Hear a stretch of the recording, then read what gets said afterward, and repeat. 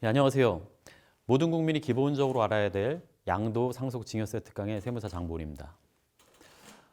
저는 그 서울 양천구 목동에 남부지방법원이라는 법원이 있어요. 그 법원 앞에서 2000년에 개업을 해가지고 한 21년간 이제 세무사, 개인 세무사업을 하고 있는 이제 세무사입니다. 그 양천구 목동은 서울 분들이 많이 아실 텐데 이제 아파트가 엄청 많은 곳이에요. 그러다 보니까 한 20년 동안 이제 많은 분들이 저한테 와가지고 이제 그 뭐 주택, 아파트의 뭐 매도라든가 또 뭐 상속증여 시에 이제 세금을 많이 물어보시는데요. 제가 20여 년 동안 하면서 이제 느끼는 것은 이미 이제 아파트를 다 팔고 오세요. 그래가지고 세금을 저한테 신고해 달라고 하시면서 저한테 좀 세금을 싸게 해달라는 거예요. 근데 세금을 그러니까 아파트를 팔고 나면은 양도소득세 같은 걸 낼 때 그 세금이 누구에게 의뢰하느냐에 따라서 세금이 달라진다는 것은 말이 안 되겠죠. 만약에 뭐 누구에게 의뢰하느냐에 따라 세금이 달라지면 그건 이제 세금이 아니지 않습니까? 그러나 만약에 팔기 전에 어떤 방법으로 이렇게 팔았다, 좀 방식을 바꿨다라든가 어떤 계획하에서 팔았다면 그 계획의 여부에 따라서 세금이 달라질 수 있어요. 사전에 절세를 계획하는 건데요. 늘 클라이언트들이 그 일단 사고를 저지르고 오셔가지고 엉뚱한 세금, 억울한 세금을 내는 걸 보면서 너무 안타깝게 생각했습니다. 그래서 제가 제목도 있지만 아는 만큼 보이고 보이는 만큼 절세한다고 해서 그래서 여러분들한테 이제 가장 기본적으로 알아야 될 양도상속증여세에 대한 내용을 이제 말씀드리려고 이 자리에 섰습니다. 그리고 왜 제목이 양도상속증여냐? 세무사들은요, 양도상속증여가 이제 본업이 아니고 주로 사업자들 세금을 이제 대리를 해드려요. 근데 저희들이 이제 사업자들 세금을 대리해드릴 때는 저희들이 직접 하기 때문에 사업자분들이 엉뚱한 세금을 낼 리가 없어요. 저희들이 다 알고 처리해드리니까. 근데 양도상속증여세는 일단 국민들이 뭔가 이제 그런 행위를 먼저 하신 뒤에 세금 문제가 나타나면 그때 이제 찾아오시는 즉 반복적으로 찾아오시는 게 아니고 간헐적으로 여러분들도 이제 평생 뭐 부동산을 많이 팔아본 적은 없잖아요. 또는 상속증여도 대단히 이제 평생 이례적인 일이다 보니까 사실 법을 잘 모르고 그런 행동을 하세요. 그러나 오늘부터는 이 강의 듣고 나서는 이런 부분을 유의해야 되겠다. 이러한 문제의식을 가졌으면 합니다. 먼저 양도상속증여세에 대한 이제 세금의 이제 납세 의무 관련해서 그 먼저 정의를 좀 살펴봐야 됩니다. 그 양도, 뭐 상속, 증여 이러면은 처음 들어본 말은 아닐 거예요. 그렇지만 그런 말이 어디에 있는지는 잘 모를 거예요. 그리고 정확한 의미도 그렇게 꿰뚫어서 아시는 분은 많지 않겠죠. 즉 세법이 정한 어떤 정의를 명확하게 알아야지만 이 내용이 좀 진도가 나간다는 것 때문에 이걸 좀 자세히 설명을 드릴 텐데요. 먼저 이제 세법상 양도라는 거는요. 등기 등록을 어떻게 했는지 상관이 없어요. 그래서 세법 등기를 증여로 했다고 증여가 되는 거나 등기를 상속으로 했다고 상속이 되는 거 이런 게 아니고 또 매매로 했다고 양도가 되는 게 아니라 등기 등록이 어떤 여부와는 관계없이 부동산 또는 주식을 유상으로 이전하는 걸 양도라고 세법에서는 정의를 한다는 거예요. 즉 유상으로 이전했는데 등기만 증여로 했다? 그 등기는 무시할 거야. 우린 유상이니까 양도소득세를 과세할 거야. 이렇게 내용이 정의가 된다는 거죠. 그리고 여기서 이제 대상 자산이 부동산 또는 주식이에요. 여러 물건을 팔 수 있지만 다른 물건을 파는 거에 대해서는 양도세 납세 의무가 없어요. 부동산 또는 주식을 팔 때만 양도세 납세 의무가 있는 거고요. 이렇게 양도라는 게 이제 유상 이전을 전제로 한다면 상속이나 증여는 무상이에요. 공짜로 주고받는 건데요. 첫 번째 이제 상속이에요. 상속이라는 건 사람이 죽으면요. 그 사람이 가지고 있는 재산이나 빚이 있잖아요. 이게 이제 그분의 상속인, 대개는 이제 배우자와 자녀입니다. 배우자와 자녀가 그분의 돌아가신 분의 재산이나 빚을 민법에 의해서 이제 물려받는 걸 상속이라고 해요. 즉 재산을 물려받는 걸 말하는 겁니다.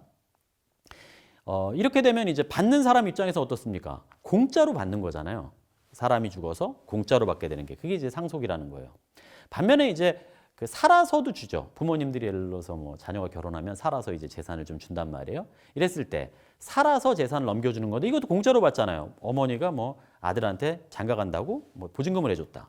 이제 받는단 말이에요. 그 돈을. 이제 그걸 증여라고 하죠. 그래서 먼저 이제 양도는 유상이고 상속증여는 무상인데 다시 상속증여는 죽어서 주느냐 살아서 주느냐 이렇게 이제 나눠볼 수가 있는데요. 근데 이게 약간 서로 별개 같지만 양도상속증여는 약간 이렇게 서클로 이제 내용이 돌아갑니다. 예를 하나 들어드리면서 이제 억울하게 많이 세금 내는 얘기를 좀 해드려야 될 것 같은데, 이때 이제 세금을 내는 얘기를 하니까 납세의무자부터 먼저 보고 이게 얘기를 드리죠. 이제 양도 같은 경우에는 아까 부동산 또는 주식을 유상으로 매매할 때, 유상으로 팔 때, 이제 이전할 때 이걸 양도라 그랬어요. 그러면 세금을 내야 될 사람이 어떻게 생기느냐? 먼저 세금이라는 것은 이익을 본 사람이 내는 거예요. 그러면 부동산을 산 사람이 있고 판 사람이 있어요. 그럼 산 사람은 이득 봐요? 산 사람은 처음 샀기 때문에 이득도 손실도 보지 않고요. 최초 투자를 하는 거죠. 그러나 판 사람 입장에서는 그래서 싸게 사서 비싸게 팔았으면 이득을 봤을 거고 비싸게 주고 사서 싸게 팔았으면 손해를 봤을 거예요. 이때 양도세는 부동산 주식을 파는 사람이 이익을 볼 때 내는 세금이라는 거예요. 유상으로 팔았겠죠. 반면에 이제 상속의 경우에는 아까 어떤 사람이 죽으면 죽은 사람의 재산을 이제 산 사람인 배우자나 자녀가 이제 상속으로 물려받게 된다고 했는데 당연히 뭐예요? 죽은 사람은 손해 보는 거고 살아서 그 재산을 얻는 사람은 이득 보는 거죠. 따라서 상속세 납세 의무자는 살아서 재산을 얻은 상속인이 세금을 내는 거예요. 그리고 증여는 살아서 부모가 예를 들어서 자녀에게 또 뭐 제가 예를 들어서 어떤 그 봉사기관이라든가 사회단체에다 뭐 돈을 줬어요. 그러면 주는 사람은 손해를 보고 증여를 받은 사람은 이득을 보는 거니까 당연히 증여를 받은 사람, 그걸 줄여서 수증자라 그러는데요. 그 사람이 이제 세금을 내게 되는 거죠. 아까처럼 양도는 유상, 상속증여는 무상인데 예를 들어서 이제 어떤 분이 그 땅을 팔았다고 해갖고 이제 그 양도세 신고 때문에 저한테 이제 전화가 옵니다. 그래서 세무사님, 제가요 땅을 하나 팔았는데요. 그 세무서에서 양도세 신고하라고 이제 안내문이 날라왔어요. 그래서 제가 양도세 신고를 세무사님한테 의뢰드리고 싶은데 어떻게 해야 되죠? 그러면 제가 이제 말씀드리죠. 양도세라는 건 부동산 또는 주식을 팔았을 때 그 차익에 대해서 세금을 내는 거예요. 그럼 차익을 알려면은 일단 산 금액과 판 금액의 차이를 알아야 되니까 샀을 때 계약서랑 팔았을 때 그 계약서를 좀 갖고 오세요. 그리고 이제 사고 팔았을 때 드는 경비들이 있단 말이에요. 중개 수수료도 들 거고 뭐 세무신고 수수료도 들 거고 뭐 이런 것들을 이제 언급을 해드리면서 갖고 오는데요. 되게 이제 큰 금액은 사고 판 차익이니까 예를 들어서 1억 주고 사서 5개 팔았다. 뭐 4억이 남았다. 그럼 자기가 이제 4억이 남았던 거는 본인이 더 잘 알죠. 그래서 이제 인터넷에 좀 대충 쳐보는 거죠. 4억이 양도 차익이면 세금이 얼마인가. 이게 대충 이제 알아보고 세무사한테 이제 의뢰를 해보고 세무사가 그거보다 이것저것 챙겨서 좀 싸게 이제 세금이 좀 나오면은 아 이게 괜찮나 보다 이렇게 생각하실 텐데 보통 한 4억 정도 차익이 생기고 뭐 이렇게 뭐 공제도 좀 있지만 그러면 세율은 한 40% 정도 됩니다. 그럼 뭐 4, 4, 16이면 어떻게 돼요? 1억 한 5천 이상 세금을 내야 되는 이런 상황이 온단 말이에요. 대충 그거에 좀 적고 뭐 이런 얘기를 하실 텐데 근데 이런 경우가 있어요.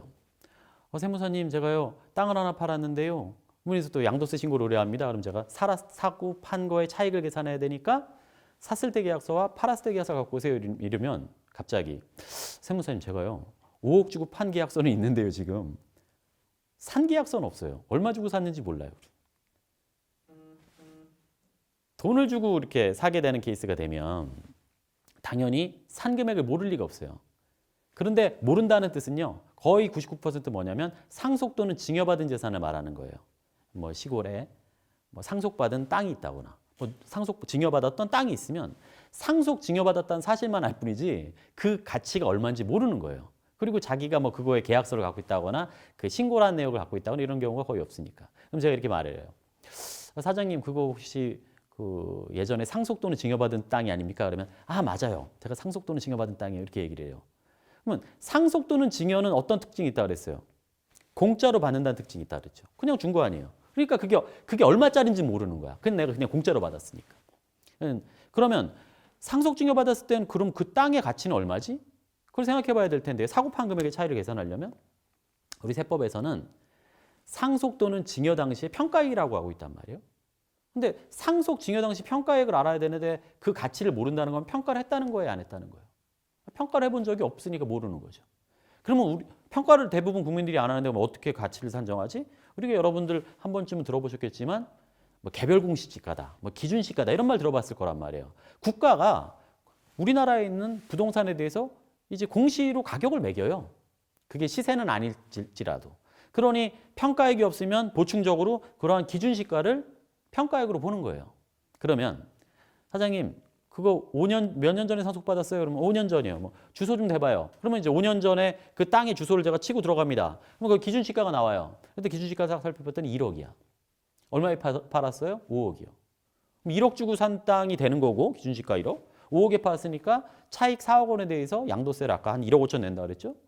그런 식으로 세금을 내게 되는데요. 그런데 우리나라에서는 이제 상속을 받게 되면 이제 상속세라는 걸 내는데요. 상속세는 기본적으로 물려받은 재산이 5억이 안 되면 상속세 자체가 없어요. 기본으로 공제해야 되는 게 5억이니까. 게다가 예를 들어서 아버지가 돌아가셨는데 어머니가 살아계셔. 즉 배우자가 있는 상태에서 사람이 돌아가셔서 상속을 받게 되면 기본적으로 배우자가 있다는 걸로 추가 5억은 기본으로 해줘요. 그렇기 때문에 재산이 10억까지 물려주지 않으면 상속세 자체가 없어. 10억이 넘어야 상속세가 있는 거예요. 그럼 아까 기준시가가 1억인 그 시골 땅인데 그걸 상속받았을 때 어쨌든 상속세가 있었겠어요? 없었겠어요? 당연히 없었겠죠. 없으니까 상속세 신고를 안 하는 거고 그냥 상속 등기만 하는 거예요. 그러다 보니까 그 가치가 얼마인지 나는 알 생각도 없었던 거야. 근데 여러분들도 뭐 땅이 있다면 좀 아시겠지만은 시골의 땅의 기준시가는요. 시세보다 한 3분의 1밖에 안 돼. 5년 전에 기준시가가 1억 원이었던 그 땅에 아마 시세로 판다면 1억이 아닌 한 3억 이상은 주고 팔았을 거란 말이에요. 그럼 그 시세를 어떻게 확인하느냐? 우리가 이제 여러분도 아시겠지만 감정평가사라는 자격이 있단 말이에요. 그 감정평가사한테 의뢰를 해가지고 5년 전에 그 땅의 가치가 얼마입니까? 라고 하면 기준시가로 계산하는 게 아니고 그 사람이 시세평가를 해줘요. 이건 3억입니다. 라고. 그렇게 해서 3억이라고 만약에 평가를 받아서 상속세 신고를 만약 했더라면 상속세는 있나요? 공제액이 10억이니까 당연히 1억이든 3억이든 없기는 매한가지죠. 그러나 다른 점이 뭐예요? 상속세 신고를 아예 평가를 안 한 사람은 취득가액이 1억으로 산정되지만 평가를 해서 신고한 사람은 취득가액이 얼마로 산정돼요?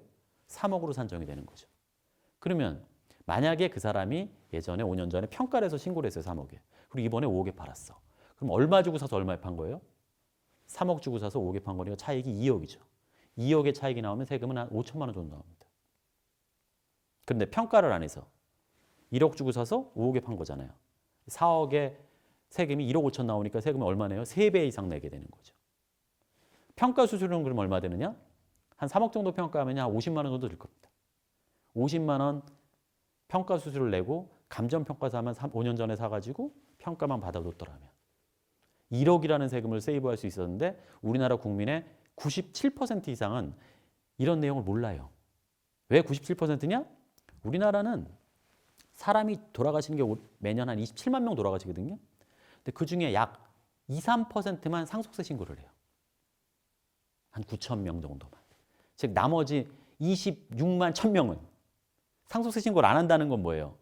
평가를 안 했다는 소리고 평가를 안 했다는 건 나중에 그 상속받은 부동산을 뭘로 평가한다? 기준시가로.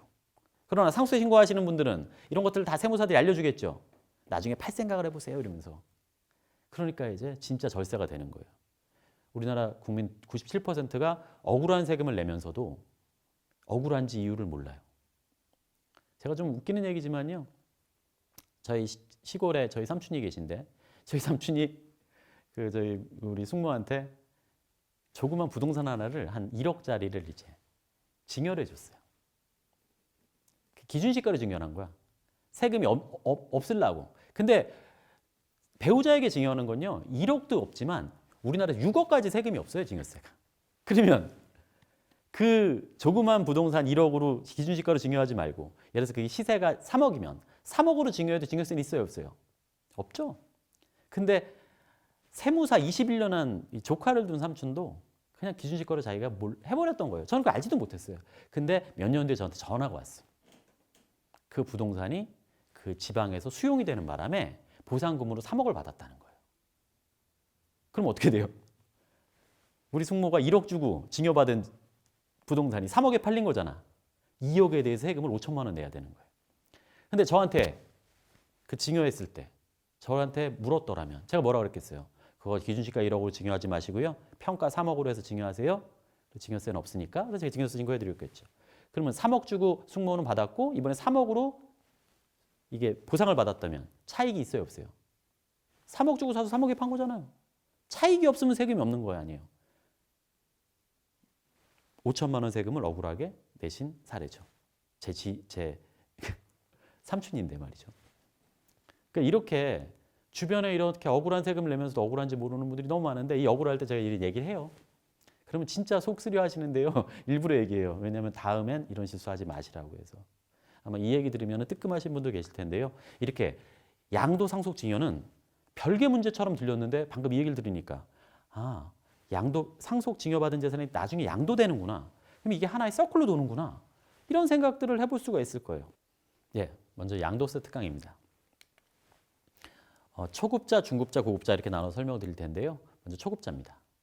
앞서 이제 양도소득세라는 것은 부동산 또는 주식을 유상으로 이전할 때 이익을 본 사람이 내는 세금이다. 이렇게 얘기를 했어요. 다시 한번 리마인드 해보시고요.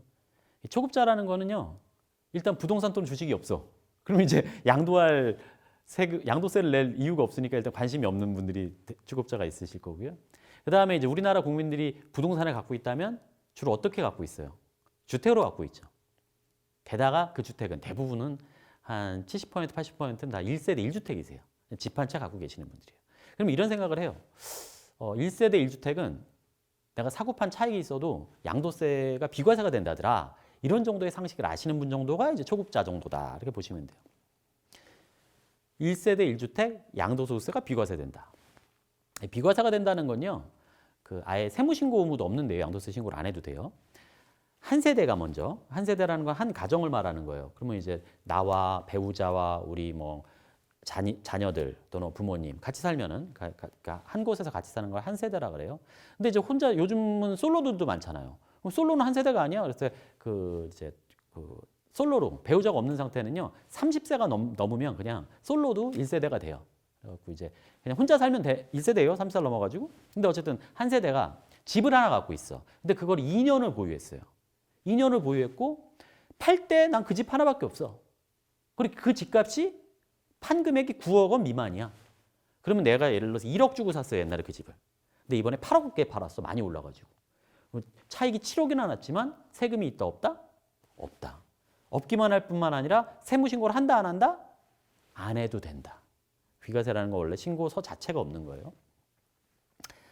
9억 원이 넘으면 1세대라도 세금이 조금 있어. 신고를 해야 돼. 그러나 그 비과세 정도 될 만큼의 금액을 빼드리기 때문에 그렇게 세금이 크지는 않는데 어쨌든 신고를 하는 거냐 안 하는 거냐의 차이는 이제 9억 원을 전후로 이제 생각해 보면 되는데요.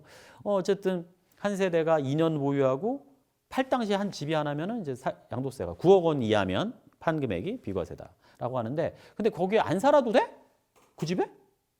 예, 안 살아도 되는 게 원칙이에요. 그렇지만 2017년 8월 3일 이후서부터는 이때가 이제 문재인 대통령이 처음으로 이제 그 주택 관련한 부동산 관련한 이제 정책을 내기 시작했었는데 야, 안 사는 집에 대해서는 이득을 주면 안 돼. 비과세는 이득 주는 거니까. 그래서 그때서부터는 조정대상 지역이라고 해가지고 집값 좀 많이 오르는 곳은 그 지역에 집 사면은 2년을 거주해야 비과세를 해주자라고 이제 얘기를 한단 말이에요. 그 때문에 2017년 8월 3일 이전에 집을 사고 원래 쭉 갖고 계셨던 분들은 그 집에 산 이력이 없어도 비과세가 되는데 2017년 8월 3일 이후 그리고 조정대상 지역은 계속 고시가 됐어요. 처음엔 서울 경기에 있다가 점점 아래로 내려와가지고 뭐 엄청나게 광범위하게 좀 고시가 됐죠. 그리고 고시가 되고 나서 그 지역에 주택 살려면 2년을 거주해야 됩니다. 뭐 이건 그냥 상식으로 알아두시고요.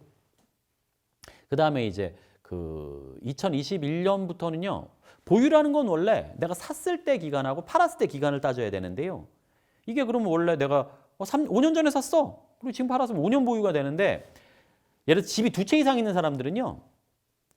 1세대 1주택이라는 거는 예를 들어서 3주택이야. 그러면 3개 중에 하나 팔면 세금 내야 안 내요?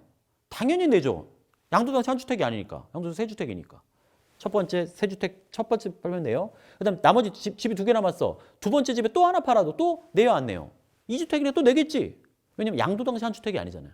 그러나 이제 3주택자가 마지막 한 채가 남았어요. 그 집을 팔 때는 양도당시 한 주택이잖아요. 2년 보유하고 양도당시 한 주택이에요. 그럼 비과세가 될 수 있잖아요.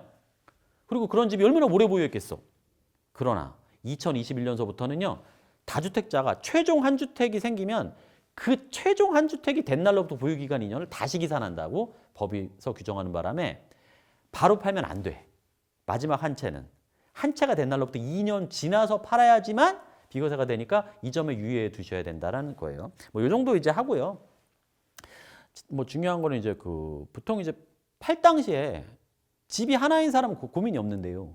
집이 이제 2채 이상 된 사람이 고민인데 근데 원래 집을 갖고 좀 돈을 좀 불려보겠다고 하시는 분은 당연히 세금 낼 줄 알아요. 근데 나는 그런 생각이 전혀 없는데 아버님도 예를 들어서 나랑 따로 살고 그럼 나는 30대 넘어서 내가 또 따로 살아. 아버지도 집 한 채 있어. 나도 집 한 채 있어. 그럼 각각 별도로 살기 때문에 각각 한 세대예요.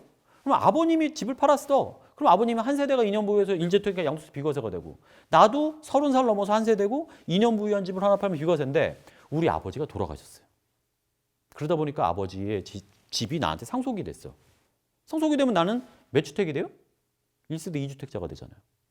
내가 무슨 뭐 돈을 굴리려고 집을 새로 산 게 아니라 부득이 2주택이 됐어. 근데 2주택이 됐다고 지금 내 집 팔 때 세금을 내라고 하면 난 억울하잖아요. 그래서 우리 세법에서는요. 이렇게 부득이 상속으로 2주택이 된 경우에 어떻게 하냐면 상속받은 주택은 1세대 1주택 반드시 주택으로 보지 않는다고 규정하고 있어요. 그럼 내 집 팔 때는 어떻게 된다? 아버지 집은 집으로 안 치니까 내 집 팔 때는 당연히 비과세예요. 왜? 난 원래 기득권이 있는 거니까. 그런데 우리나라 국민들은 어떻게 팔고 저한테 찾아오냐? 아버지한테 상속받은 집을 먼저 팔고 저한테 찾아오면서 상속받은 집은 집이 아니잖아요. 이렇게 얘기해요. 아버지 집을 먼저 팔고 오면 세금을 내겠어요? 안 내겠어요? 당연히 내야지. 왜? 아버지 집은 내가 비과세 요건을 충족한 집이 아니잖아요. 그러니 아버지 집을 먼저 팔고 하면 그 집의 차익에 대해서는 세금을 내야 돼요. 어떻게 하면 안 낼 수 있어요? 내 집을 먼저 팔아. 그럼 그 비과세라고 그랬잖아요, 아까. 그러면 난 뭐밖에 안 남아요, 이 집이? 아버지로부터 상속받은 집밖에 안 남죠? 상속받고 2년 보유했다가 팔면은 어떻게 돼요? 그건 또 비과세 받죠. 둘 다 비과세 받을 수 있는데 우리나라 국민은 아주 단순한 이런 것도 몰라서 아버지 집부터 먼저 팔고 와가지고 세금을 억울하게 내면서 아이고 순서를 틀리셨네 이러면 또 이제 억울해 하세요. 그런데 하나 좀 더 응용을 해볼까요? 아버지가 집이 두 채 있어요. 저는 집이 한 채고 난 1세대 1주택자니까 어때요? 내 집 팔 때는 당연히 비과세지. 그런데 아버지는 집이 두 채 있으니까 아버지 집은 2주택일 때 먼저 한 채를 팔면은 그 집은 세금 내겠어요? 안 내겠어요? 당연히 2주택자니까 2주택 때 한 채 팔면 당연히 세금 내겠죠? 그리고 나중에 마지막 한 채가 남으면 세금 그거 내요? 안 내요? 그건 안 내겠지. 아버지도 1세대 1주택자가 돼가지고. 근데 아버님이 그 집 두 채 다를 팔지도 못하고 돌아가셨어. 그럼 나는 그 집 두 채를 상속받으면 나는 몇 주택자가 돼요? 1세대 3주택자가 돼요. 그런데 아버님이 남긴 이 두 채에서는요. 한 채는 세금을 내고 한 채는 세금을 안 내기 때문에 우리 세법에서 그 선순위 상속주택이라고 특례주택이라고 해서 그 두 주택에서 두 집에서 한 채는 소유주택으로 안 보는 집을 규정하고 한 채는 그 외에 모든 거는 주택 수에 다 포함되는 걸로 규정을 해요. 이게 무슨 말이냐? 아버지가 집이 두 채 있는데 아버지가 가장 오래 소유한 집은 집으로 안 치는 거야. 그리고 그 외에 나머지는 다 집으로 쳐. 그럼 나는 아버지한테 두 채를 물려받았는데 어떤 형태로 물려받은 거예요? 집으로 보는 거 하나, 집으로 안 보는 거 하나를 물려받았죠. 그런 상태에서 내가 내 집을 팔아. 그러면 비과세가 될까요? 비과세가 안 돼. 왜? 아까처럼 아버지가 집이 하나 있으면 그 집은 무조건 집으로 안 보기 때문에 내가는 집 한 채밖에 1세대 1주택이 있지만 아버지가 나한테 두 채를 물려주게 됐을 때 하나는 집으로 오고 하나는 집으로 안 본다고 그랬으니까 나는 집으로 보는 것도 하나 갖고 있는 거잖아요. 따라서 내 집 할 때 비과세가 안 되는 상황이 되는 거예요. 그러면 어떻게 하면 절세가 되느냐? 아버님이 돌아가셨는데 집 두 채를 남겼는데 나는 여동생이 있어. 여동생은 무주택자야. 그럼 여동생하고 이렇게 얘기하죠. 우리 세법에는 집으로 보는 게 있고 안 보는 게 있다더라. 나는 집이 있는 사람이니까 집으로 안 보는 게 내가 상속받을게. 가장 오래 소유한 집을 내가 상속받는 거예요. 그럼 나는 비과세되는 내 집이 있고 아버님 집은 오래 보유한 집은 집으로 안 보니까 그러면 내 집 할 때 비과세 그것도 아버님 집으로 안 보는 거 한 2년 보유했다 팔면 또 비과세고 우리 여동생은 아버님의 집으로 보는 집을 상속받는 거예요. 그럼 우리 여동생은 무주택자니까 최초로 뭐가 됐어요 이제? 1주택자가 됐죠. 그리고 우리 여동생 2년 보유했다 팔면 또 비과세니까 집 세 채가 다 세금을 낸다 안 낸다? 다 안 내. 이렇게 할 수 있는데 우리나라 국민은 이런 걸 아는 사람이 없지. 심지어 세무사들도 모르지. 그러니까 어떻게 해요 우리나라 국민들은? 아버님이 돌아가시면 집이 두 채 있어.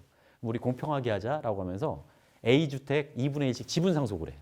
B주택 2분의 1씩 지분 상속을 해. 우린 지분도 다 주택수로 보거든요.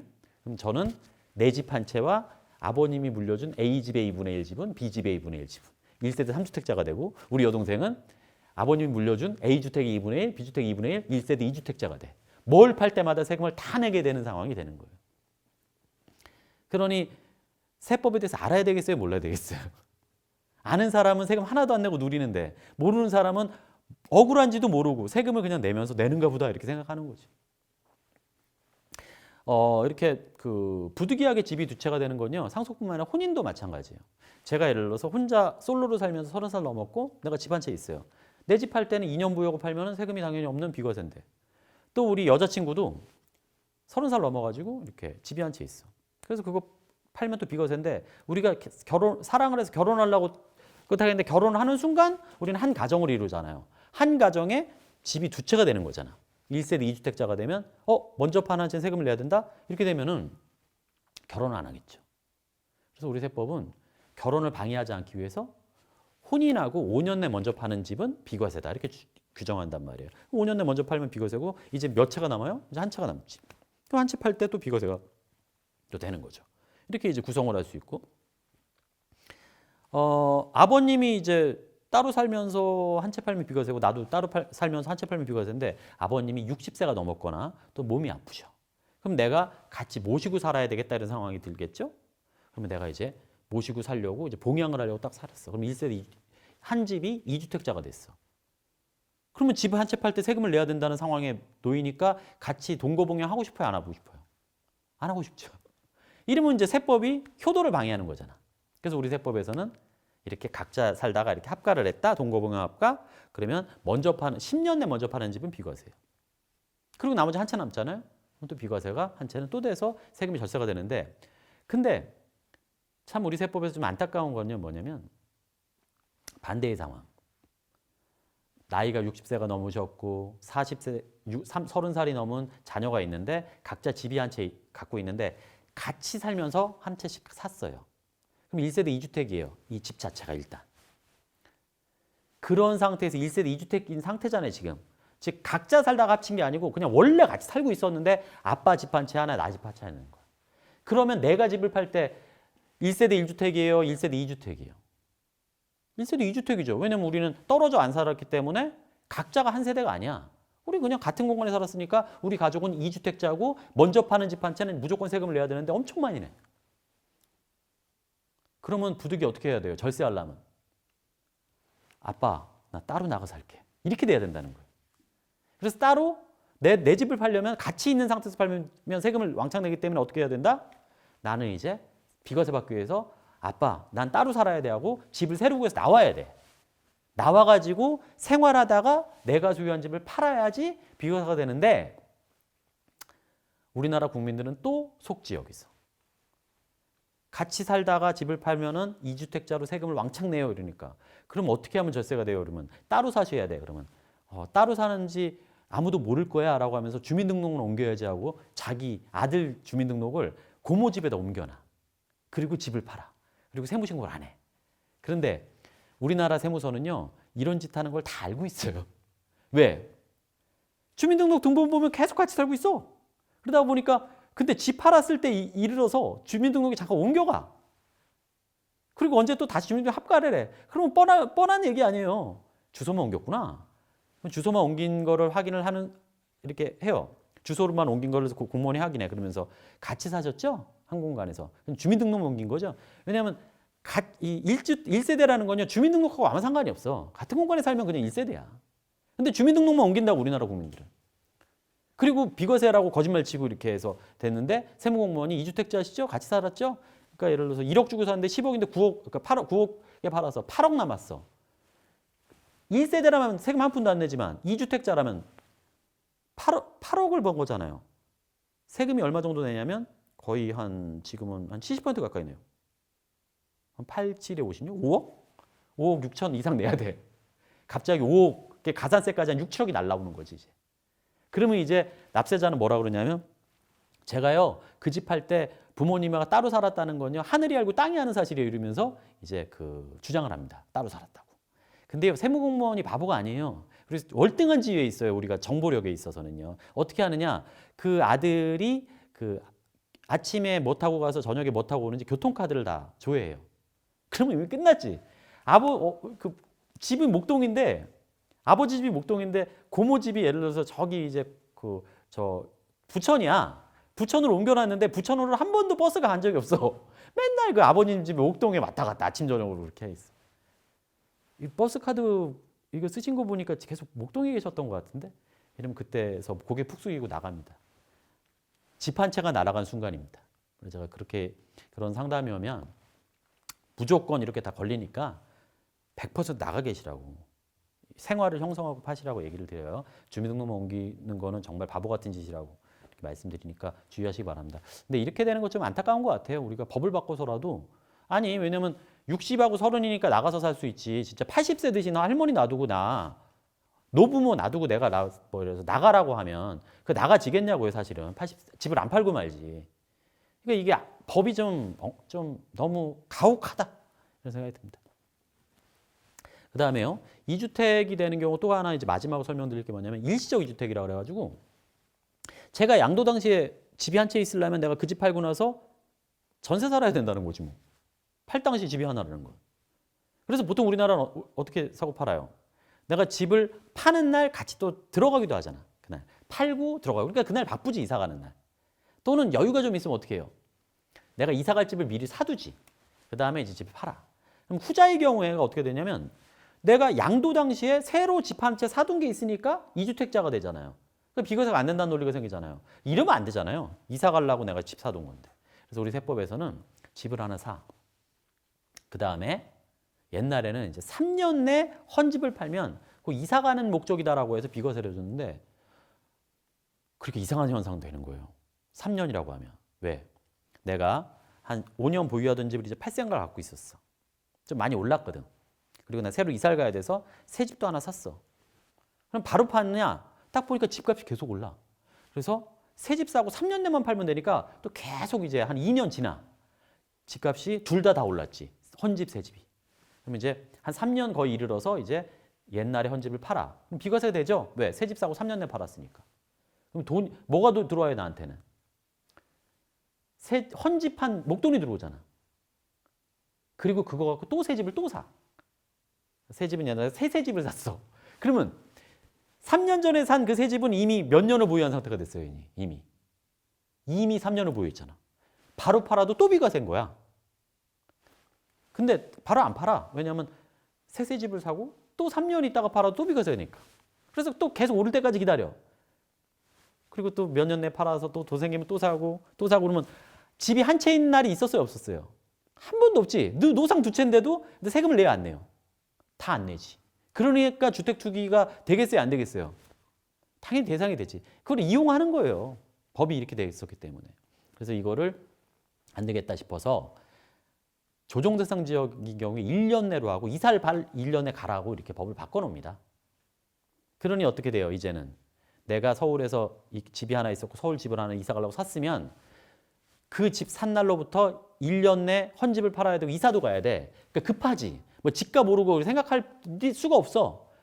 그러니까 이제는 이렇게 일시적 2주택 갖고 주택 투기의 대상으로 사용하기 어려워요. 그러나 이제 조정대상 지역 아닌 데는 여전히 3년이기 때문에 여전히 이것들이 막 두 채를 돌려면서 하니까 다른 지역도 또 집값이 오르겠어요 안 오르겠어요? 또 오르겠지. 그러니까 전국이 다 조정대상 지역이 되겠어요 안 되겠어요? 다 되겠지. 그 유인이 있으니까 이게 왜 이런 행동을 하는지를 알면은 다 거기 답이 다 있는 거죠. 아무튼 이런 일시적 2주택이라는 것도 이제 비과세에 대한 내용이 있는데요. 요게 약간 이렇게 섞을 수도 있어. 지금 무슨 말이냐면 내가 이제 솔로로 살고 있었는데 집이 하나 있어요. 근데 내가 이사 가려고 새 집을 하나 샀어. 그럼 나 무슨 상태예요? 일시적 2주택 상태야. 그럼 내가 그 상태고 우리 와이프도 집이 하나 있어. 와이프 될 사람이. 그래서 내가 결혼을 했어. 그럼 우리 몇 주택자가 돼요? 1세대 3주택자가 되지. 그럼 여기서 나는 일시적 2주택이면서 또 우리 와이프와 나와는 무슨 상태? 혼인으로 인한 2주택의 경합이, 그러니까 그게 짬뽕이 되잖아. 뭘 팔면 비과세냐면 내 집을 팔면 비과세인 거예요.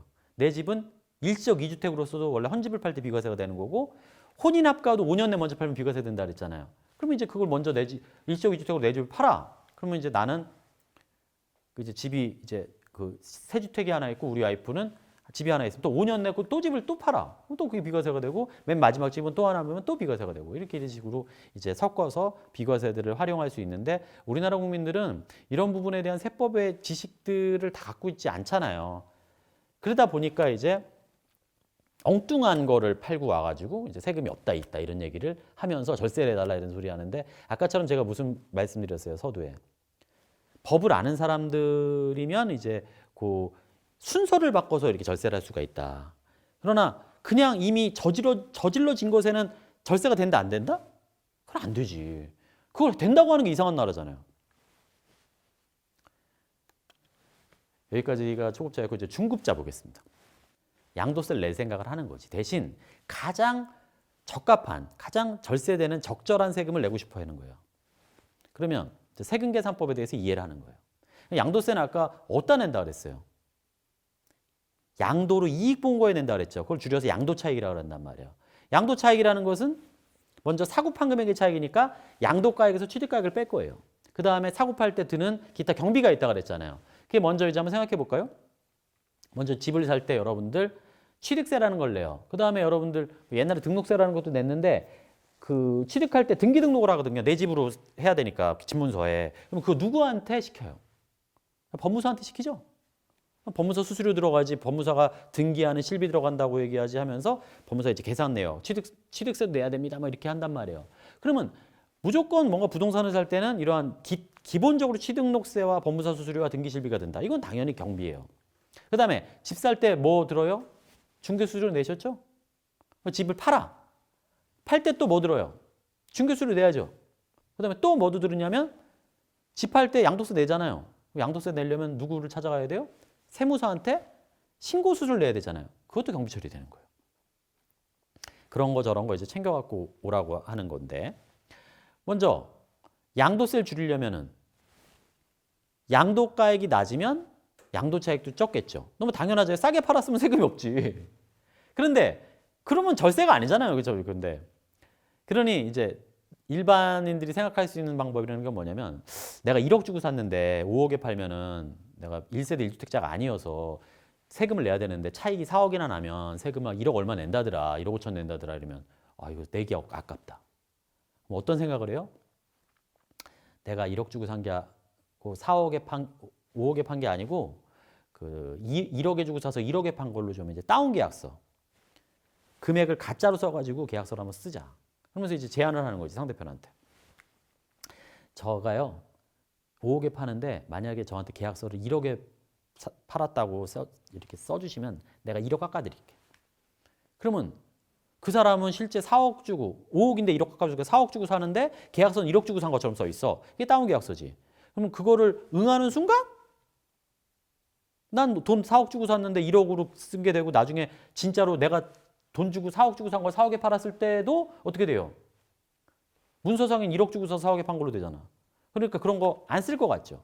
다운 계약서. 내가 나중에 세금 떠맡으니까. 그러나 우리나라는 다운 계약서 씁니다. 왜냐하면 우리나라는 무슨 제도가 있으니까? 1세대 1주택 비과세 제도가 있어요. 내가 1억 주고 산 거를 9억에 팔아도 세금이 엮기는 똑같고 5억에 주고 산 거를 9억에 팔아도 세금이 엮기는 똑같죠.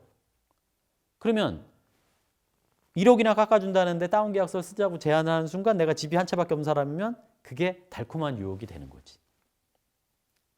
그렇게 했어요. 그래서 이 사람은 1억 주고 산 게 5억이나 올랐는데 1억 깎아주고 4억에 팔아서 차익 3억이나 챙겼는데 세금을 냈다 안 냈다?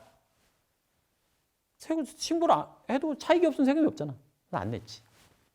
그리고 이걸 산 사람도 집이 한 채여서 원래 4억 주고 산 건데 1억으로 썼는데 이 사람이 이제 9억 정도까지 팔게 되면 양도세가 없으니까 이제 신고도 안 해도 되니까 뭐 그렇게 지냈는데 이 사람이 근데 집을 또 샀어. 2주택자가 된 거지. 그러다 보니까 집을 좀 정리하려고 또 내가 옛날에 다운 계약서로 싸게 주고 산 집이 올리지도 않았어. 그래가지고 그걸 내다 팔라고 봤더니 그게 또 한 4억 된다는 거야. 그래서 세무서한테 제가 양도세 신고를 해야 될 것 같아요. 그래서 양도 차익을 계산하려면 사고판 금액의 계약서를 갖고 오세요. 그랬더니 이 사람이 이렇게 얘기하는 거죠.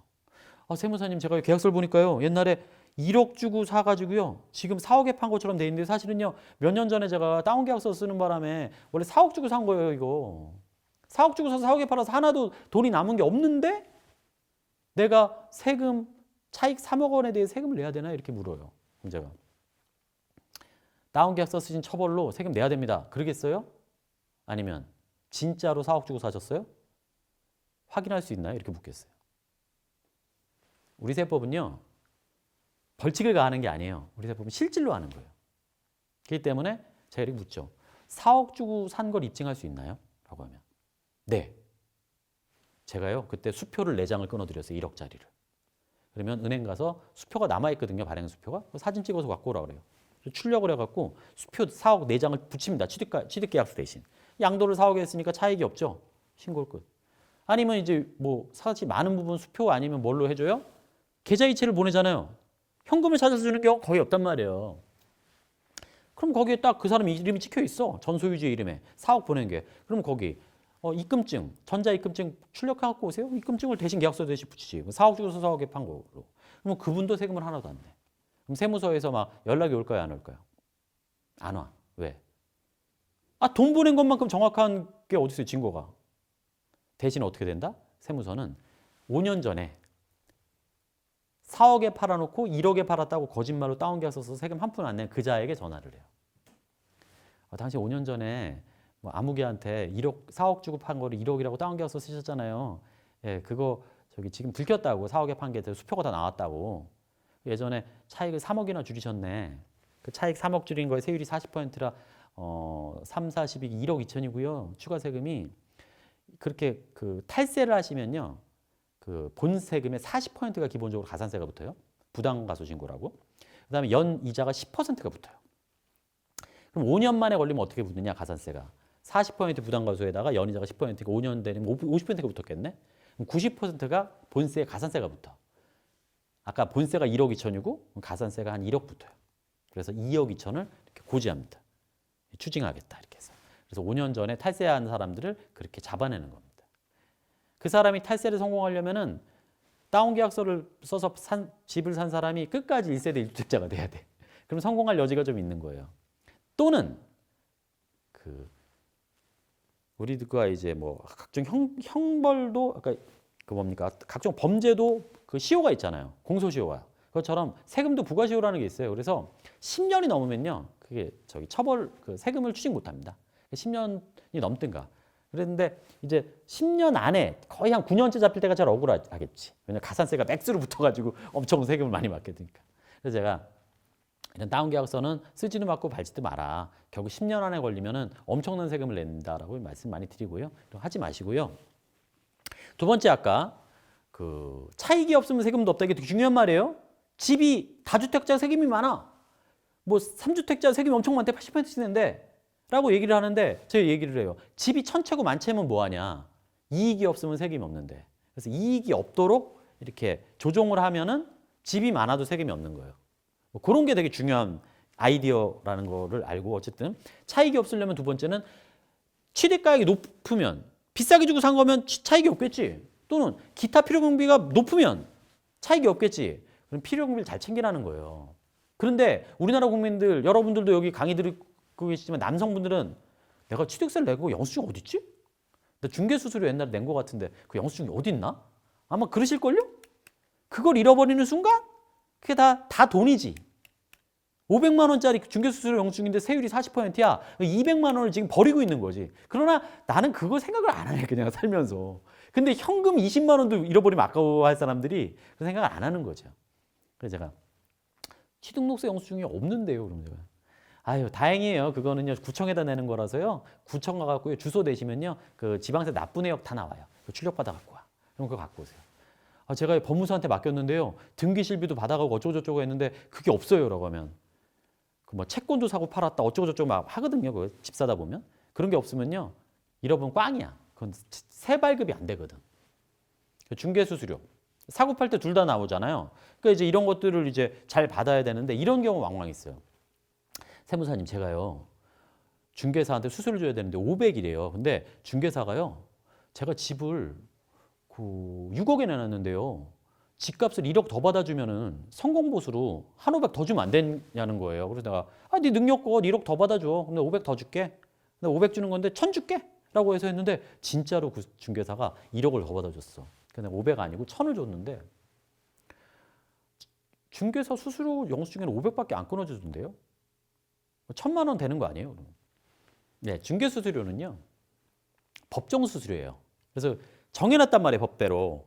그러니까 얼마에 팔면 500, 딱 정해진 거지. 그 이상 만약에 영수증이 나오면 그 불법이에요.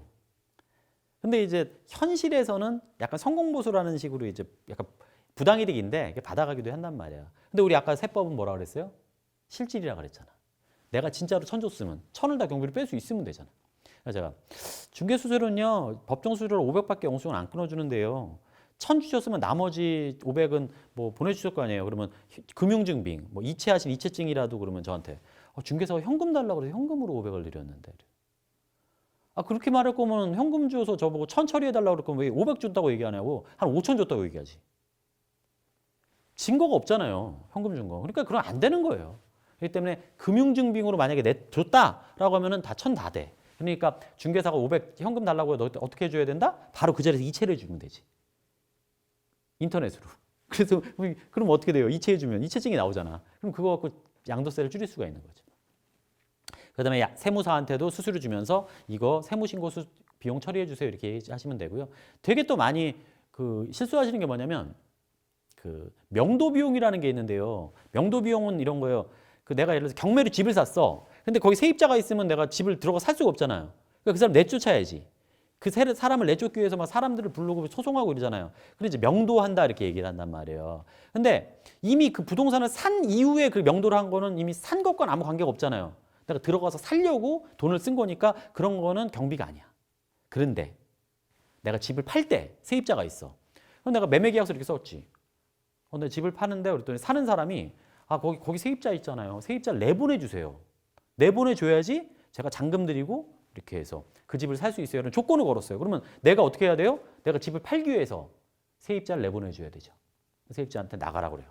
세입자가 계약 기간은 다 됐긴 했지만 나가라고 그렇게 하시면 나는 갑자기 나가라고 하시면 이사도 가야 되고 중개수료도 들어야 되고 이것저것 나 손해가 막심한다 이러면은 제가요 다 보전해 드릴게요.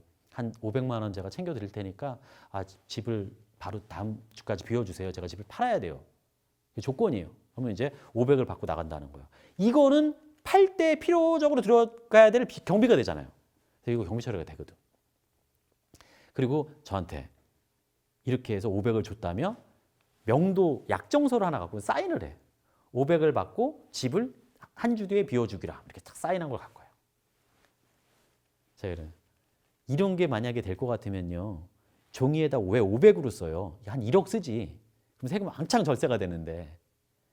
증거가 안 되는 거잖아요. 왜냐면 그냥 종이 쪼가리에다 쓰고 사인하면 무슨 증거가 돼요. 현금 줬어 이런 건 증거가 안 된단 말이에요. 그러니까 어떻게 해야 된다는 거예요? 그럼 명도 확인은 당연히 있어야 되지만 그날 돈을 어떻게 줘야 된다?